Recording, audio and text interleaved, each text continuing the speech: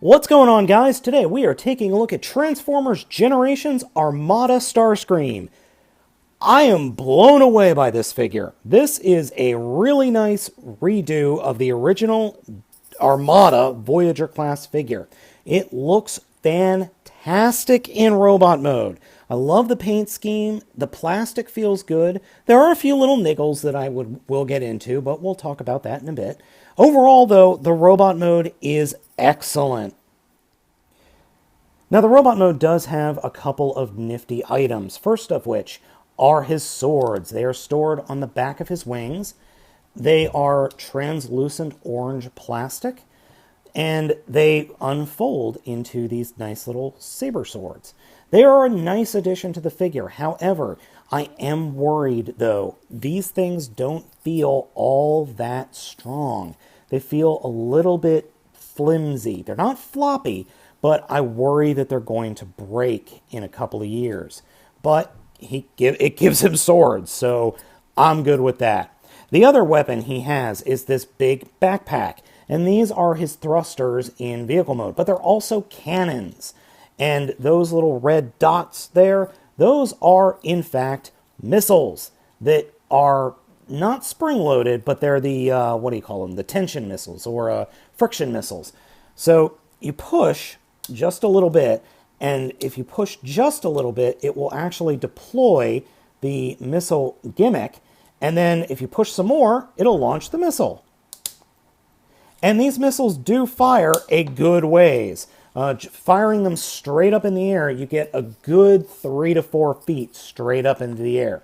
The missiles themselves are of nice, well, soft plastic. I wouldn't say nice.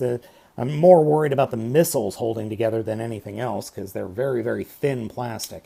Now, pushing them back in, you do start by pushing or pulling the whole thruster section back and then just re-pushing the missile back in. So I actually approve of this over spring-loaded missiles because Lord knows I've had enough spring-loaded missiles break on me. And I like the swords. I think the swords are a very nice touch, even if the quality of them doesn't feel that high. Sculpt. One thing I absolutely adore about this mold is his head sculpt. I really like it. I really like this head sculpt. It looks like Starscream, but older. Now, this sucker has incredibly insane amounts of light piping. I mean, look at that. The entire back of the head is light piping for just 2 little eyes. That's just crazy. Now, the one thing you do need to be aware of is the head. It doesn't really peg into place. Part of the transformation, which you'll see in a second, has the head folding up, but it doesn't peg into place anywhere in robot mode. So you've got this gap right here that there's really no way to hide that gap, unfortunately. I wish there was. That would be nice. This figure has a lot of posability. I mean, this guy's really posable. So his head is on a ball joint. You have this in and out movement in the shoulders, swivel right underneath that, 90-degree bend at the elbows, fists do not move. Torso, no articulation there, but the hips are on ball joints, swivel underneath that. Easily a 90-degree bend at the hip, at the knee, and then his feet do pose just a little bit based on the transformation. And speaking of the transformation, let's go ahead and do that now. To start off with, we're going to fold up the fists into the forearms and put the arms straight down. Then take the wings and fold them so that the Decepticon symbol is facing straight up from the figure. Take the cockpit and fold that up. Then take the whole torso and fold it up. And then the thruster cannons will peg into the torso. Then we can take the Decepticon head and push it down, come underneath the figure, and there's this little flap that you could fold up to hide the robot head. Now for the legs, take the feet and fold the heels up into the bottom of the feet, and then fold the feet as far into the leg as they will go. Then turn the legs such that these wings are facing towards the inside, and they will fold up into the body of the robot mode.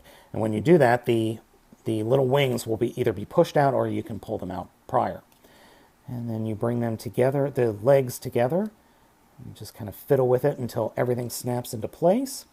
And then you take the arms and moving the shoulder bit, fold that forward, and then the wing will snap into that.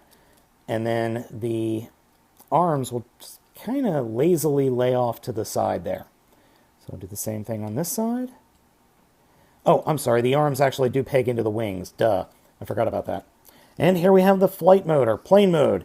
One other cool thing about the plane mode. He has landing gears. Yay! But this front one, you'll probably need like a pair of scissors or a pen to get that front one out first, but once you get it out the first time, it's fine after that. I find the transformation into jet mode to be a lot of fun, personally. And the jet mode itself is really, really nice. I think this is a fantastic homage to Armada Starscream. I love this figure. I think it's a great figure. Is it perfect? It's got some little nagging things. The plastic quality isn't the best, but it's a lot of fun.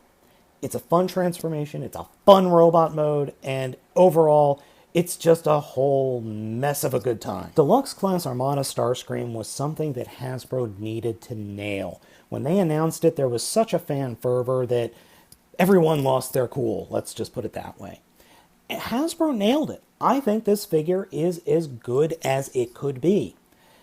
It even has articulated wings. I mean, come on. They gave us articulated wings. So guys, I have been Spade of the Baltmatrix, taking a look at Transformers Generations Deluxe Class Armada Starscream. This is one you're going to want to pick up. Trust me. I'll catch you next time.